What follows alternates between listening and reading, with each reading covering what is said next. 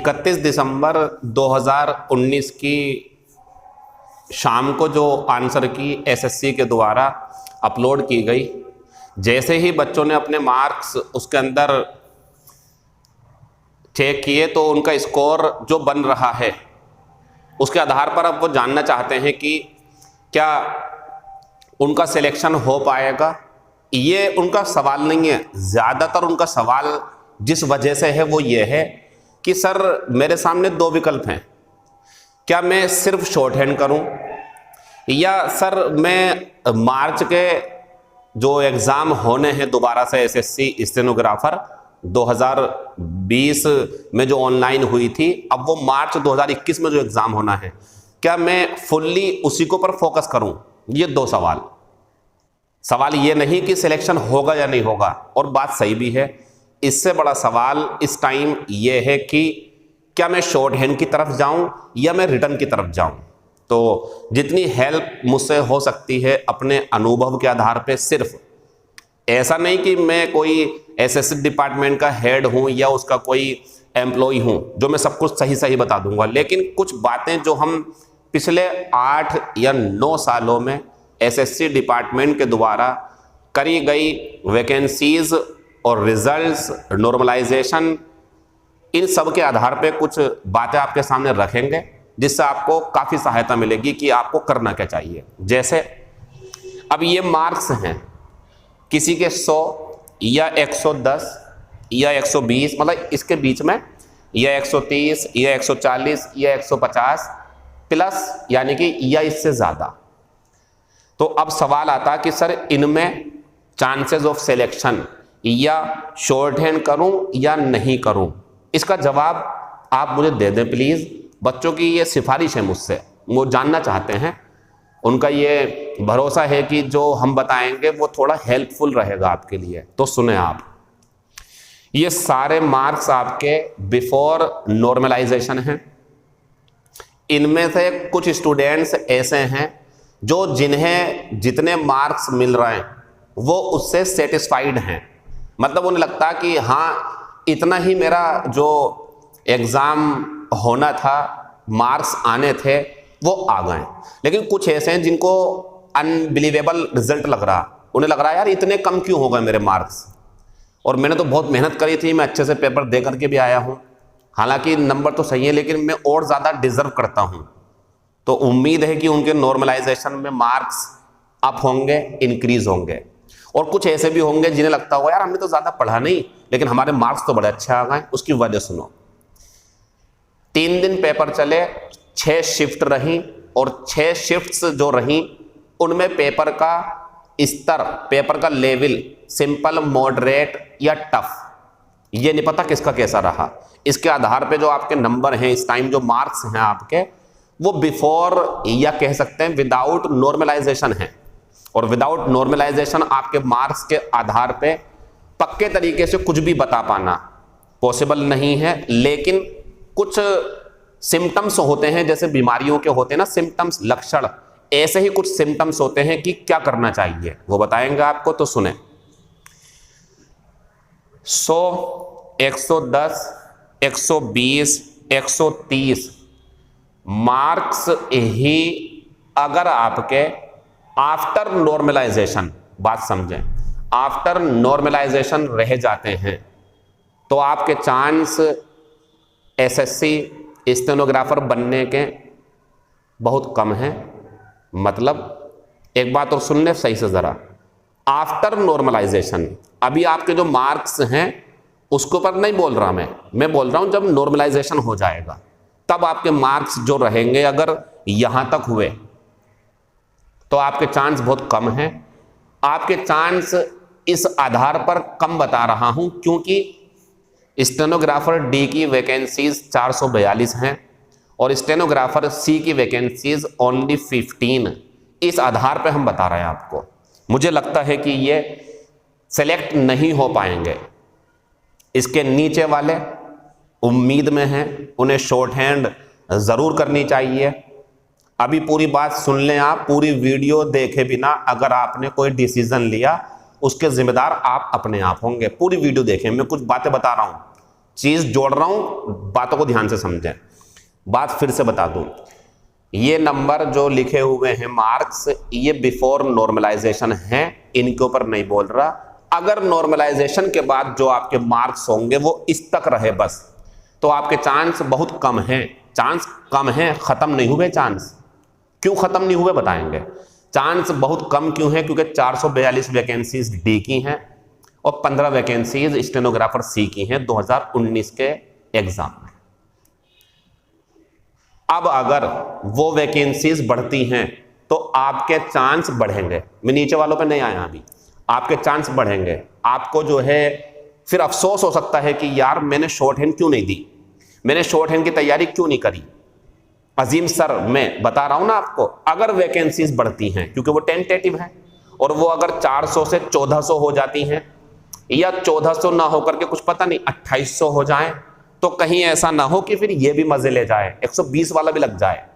Short hand देने गया था 120 वाला स्टूडेंट और वैकेंसीज बढ़ गई, और फिर उस आपके तो भाग्य से लग गया, लेकिन वो आपकी प्लानिंग होती है। तो मेरी राय है आपके लिए, if you will be found eligible, अगर आप योग्य पाए जाते हो, मीन्स अगर आपको शॉर्ट हैंड के लिए बुलाया जाता है, नो मैटर आपके कितने मार्क्स हैं, 100 भी हैं या नहीं, या 180 भी हैं या नहीं, आपको शॉर्ट हैंड देने जाना चाहिए, अच्छे तरीके से शॉर्ट हैंड करनी चाहिए।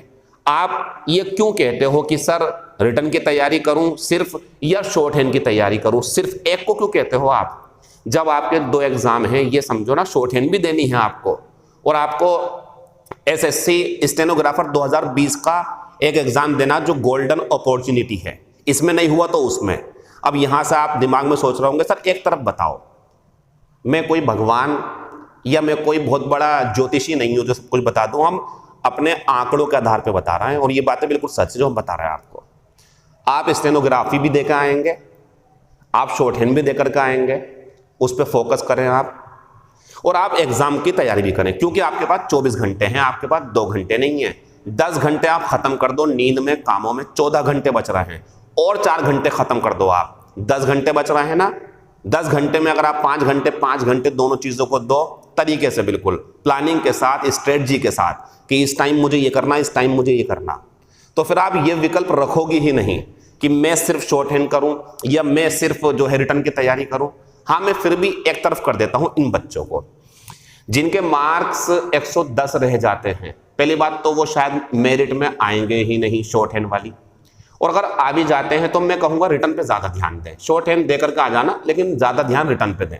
इसके नीचे वालों को नहीं कह सकता मैं जानता हूं ना, वैकेंसीज बढ़ी तो ये भी लग जाएंगे, लेकिन पक्का नहीं कह रहा मैं, लग सकते हैं। वैकेंसीज बढ़ती हैं तो, वैकेंसी नहीं बढ़ी तो ये भी बाहर होंगे फिर। तो हमारी जो ये सफलता है ना, जो हमारी जॉब है, ये एक चीज के ऊपर वेरी नहीं करती है कि भाई हमने बोल दिया ऐसा हो जाएगा, नहीं। नॉर्मलाइजेशन के बाद क्या स्टेटस रहेगा आपका, वैकेंसीज बढ़ेंगी या नहीं बढ़ेंगी, कितने स्टूडेंट्स इसमें सीजीएल के हैं जो स्कोर बनाए हुए हैं लेकिन शॉर्ट हैंड देने नहीं जाएंगे, तो वो भी तो आपको प्लस फायदा मिलेगा। आप जाओगे, वो नहीं जाएंगे, आप आगे रहोगे उनसे। फाइनल डिसीजन मेरा अब ये है, और मैं अपनी बात रोक दूंगा, अगर आपका शॉर्ट हैंड में नंबर आता है, अगर आपको शॉर्ट हैंड के लिए बुलाया जाता है, यू मस्ट गो।